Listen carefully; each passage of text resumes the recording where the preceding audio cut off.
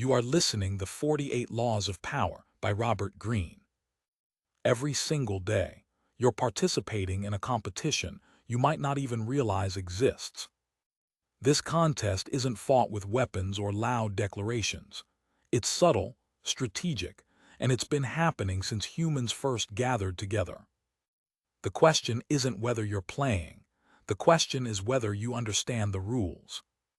Some folks pretend this competition doesn't exist. They convince themselves that influence and control are outdated concepts from a less civilized era. These people become easy targets for those who embrace reality. Others seem naturally gifted at commanding respect and getting what they want, but here's the secret. Their abilities aren't magical gifts. Anyone can master these skills by studying how the game actually works. Robert Greene spent years analyzing 3 millennia of history, examining how the most successful strategists across civilizations built and maintained their influence. His research reveals patterns that still apply today. Let me share 12 essential strategies that can transform how you navigate professional and personal relationships. Start with a fundamental truth about human psychology. Never make your boss look incompetent.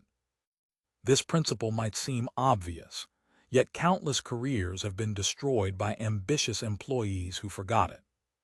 Consider Nicolas Fouquet, finance minister under King Louis XIV. Fouquet threw an extravagant party to showcase his wealth and connections, hoping to impress the king. Instead, Louis felt overshadowed and immediately had Fouquet arrested and imprisoned for life. Contrast this with Galileo's approach. When he discovered Jupiter's 4 moons, he could have simply announced his finding. Instead, he connected the discovery to the Medici family's rise to power, naming the moons after Cosimo de' Medici and his brothers. This flattery secured Galileo lifetime funding and eliminated his need to beg for support. Here, another counterintuitive strategy: claim credit for others' work. This sounds harsh, but it's reality. Thomas Edison built his reputation largely on Nikola Tesla's innovations. Tesla worked 18-hour days for a year perfecting Edison's dynamo design, yet Edison took all the credit and profits. The lesson: if you don't protect your contributions, someone else will steal them. Recognition often matters more than the actual achievement. Information becomes your most valuable currency when building influence. Joseph Duveen, an art dealer, desperately wanted industrialist Andrew Mellon as a client. Rather than making cold approaches, Duveen bribed Mellon's staff for insider information about their boss's preferences and schedule. When Duveen accidentally encountered Mellon at a London art gallery, he used this knowledge to create an instant connection. Mellon became his biggest client because Duveen seemed to share identical tastes and interests. Unpredictability gives you tremendous advantages over competitors. Bobby Fischer understood this when facing chess champion Boris Spassky in 1972. Instead of following conventional strategies, Fischer created chaos from the moment he arrived. He complained about everything, made seemingly careless mistakes, and acted erratically. Spassky spent so much energy trying to understand Fischer's behavior that he lost focus on the actual game. Once sufficiently confused, Spassky became vulnerable to Fischer's real strategy. Sometimes your smartest move is apparent defeat.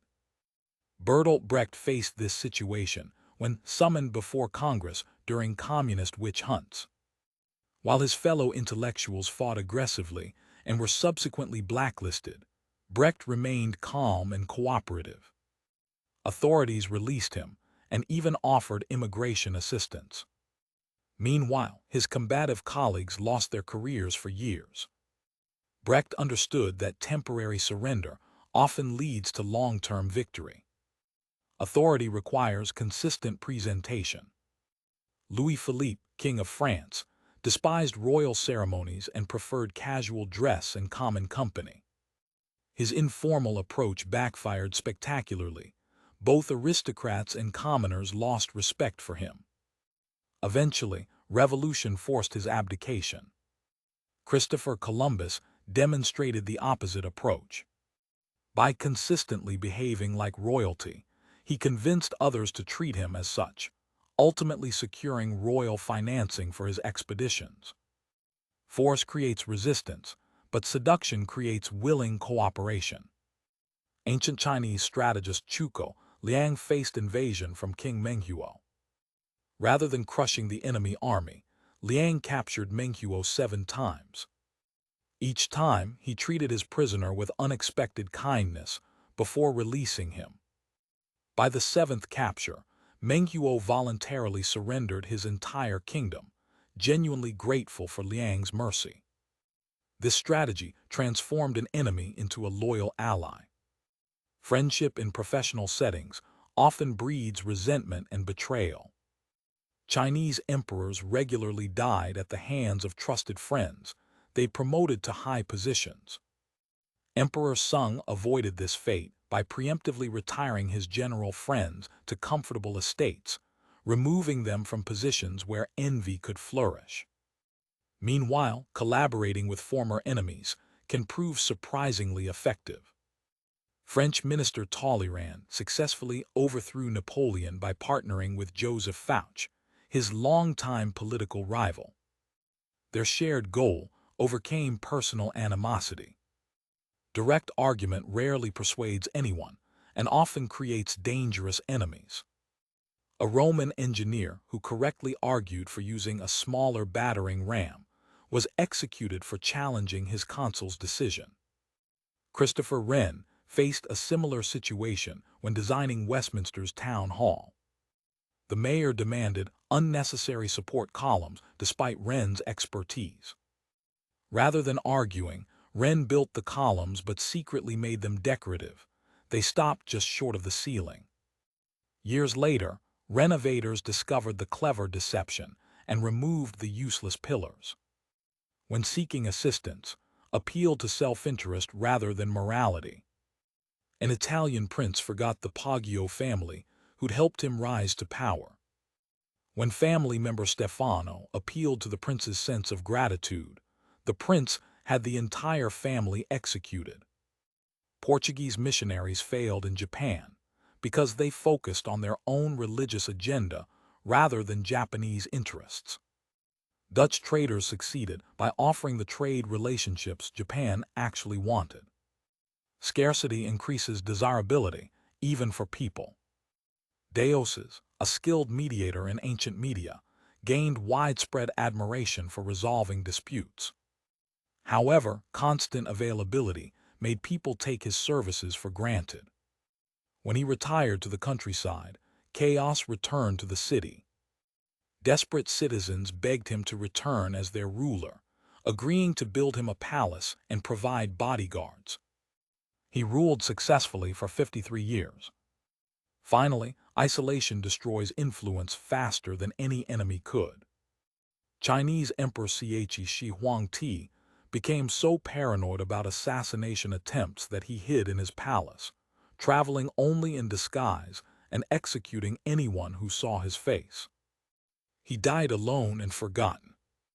Louis XIV took the opposite approach, surrounding himself with potential rivals at Versailles where he could monitor and manipulate them directly.